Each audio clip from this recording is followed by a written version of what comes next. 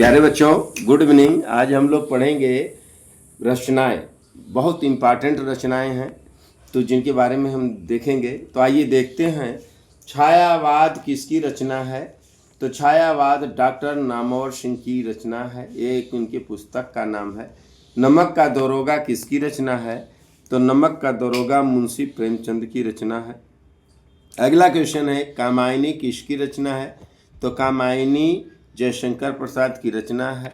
अगर पूछा जाए कि कामायनी क्या है, तो किस प्रकार की विधा है, तो कामायनी महाकाव्य है। अगर पूछा जाए कि कामायनी में कुल कितने सर्ग हैं, तो कामायनी में कुल 15 सर्ग होते हैं।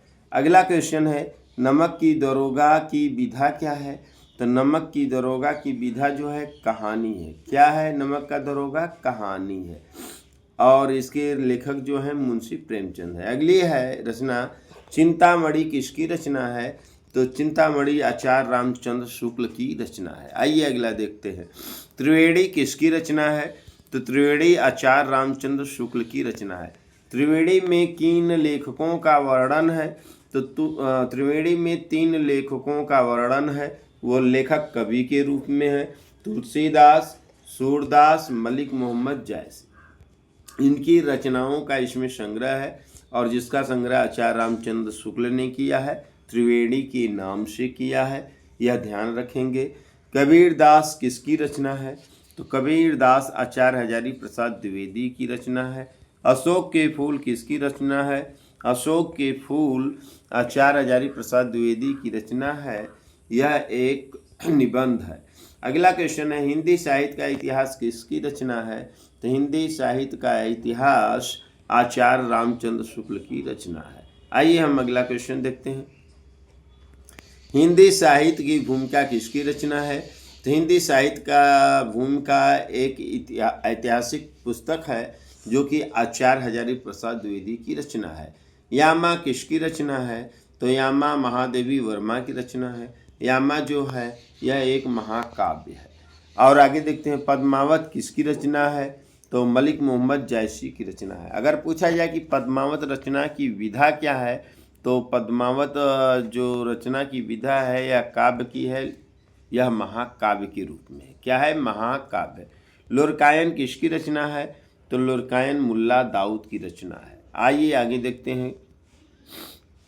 चंद्रकांता संतत किसकी रचना है? तो चंद्रकांता संतति जो है देवकी नंदन खत्री की रचना है। गुनाहों का देवता किसकी रचना है? तो गुनाहों का देवता धर्मवीर भारती की रचना है। अंधा युग किसकी रचना है? तो अंधा युग जो है धर्मवीर भारती की रचना है। अंधा युग जो है एक नाटक है। अंधेर नगरी किसकी रचना है? तो अंधेर नगरी जो है भारतेंदु युग की रचना है। अगला क्वेश्चन है, अंधा युग की विधा क्या है? तो अंधा युग का विधा जो है नाटक है। क्या है? नाटक है। आइए हम देखते हैं आगे के क्वेश्चनों में। अंधेर नगरी की विधा क्या है?